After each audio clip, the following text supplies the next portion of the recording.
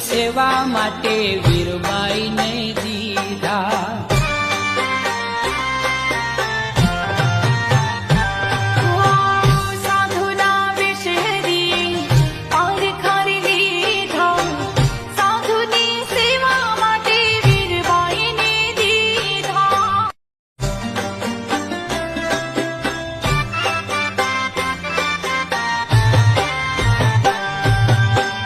સાધુના વેશે હરિએ પારખા રે લીધા, સાધુની સેવા માટે વીરબાઈ